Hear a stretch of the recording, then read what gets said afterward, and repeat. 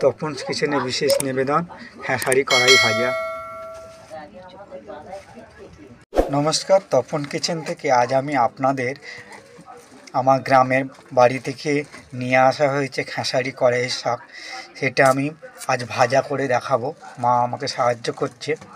তো এগুলো প্রথমে ভালো করে কেটে নিতে হয়, তার সঙ্গে দিয়ে দেবো শিম ও আলু। তো চলুন এটাকে আমি আপনাদেরকে ভেজে দেখাবো কীভাবে খেতে হয় এবং কি কত সুন্দর টেস্টি এবং ভীষণ হেলদি। আপনারাও বাড়িতে বানিয়ে খাবেন। সব জায়গায় পাওয়া যায় না বটে, কিন্তু এগুলো খুব দুষ্প্রাপ্য, বাজারে গেলে আপনারা হয়তো পেয়ে যেতে পারেন। তো চলুন এটাকে আমি আজকে রেসিপি হিসেবে আপনাদেরকে করে দেখাই।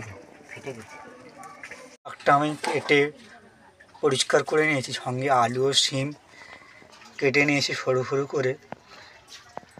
ওভেন জ্বেলে দিয়েছি, কড়াই নিয়ে নিয়েছি সর্ষের তেল, কোনো ফোড়ন নেই, শুধু শুকনো লঙ্কা দিয়ে দেবো। শুকনো লঙ্কা ভাজা হয়ে গেলে আলু আর শিমটা আমি এর মধ্যে ভাজা করে নেব। মা বলল একটু 5 ফোড়ন দিলে টেস্ট হয় খুব, তাই আমি ওর মধ্যে সামান্য পরিমাণে 5 ফোড়ন মিশিয়ে দিচ্ছি। আপনারা অপশনাল হিসেবে রাখবেন, যদি আপনাদের পছন্দ হয় দেবেন। আমি দিলাম, এর স্বাদ বৃদ্ধির জন্য। ভাজা হয়ে এসছে, আমি ওর মধ্যে এবার দিয়ে দেবো শিম আর আলু। আলু আর শিম দিয়ে দিয়েছি। এই খেসারি করা যেহেতু শীতকালীন সবজি, বছরে একবারই পাওয়া যায়, তো এই জন্য আমি এটা আপনাদেরকে স্পেশালি দেখাচ্ছি। আপনারা ওই বাজারে যদি পেয়ে থাকে তাহলে আপনারা এইভাবে বাড়িতে ভেজে বা চচ্চড়ি করে আপনারা খেতে পারেন। হালকা ভাজা হয়ে এসছে, আমি ওর মধ্যে দিয়ে দিচ্ছি পরিমাণ মতো নুন, আর সঙ্গে দিয়ে দেব পরিমাণ মতো হলুদ গুঁড়ো। এবারে ভালো করে মিশিয়ে নেব এবং আলু আর শিমটাকে ভেজে নিয়ে তারপরে আমি শাকটা এর সঙ্গে অ্যাড করব।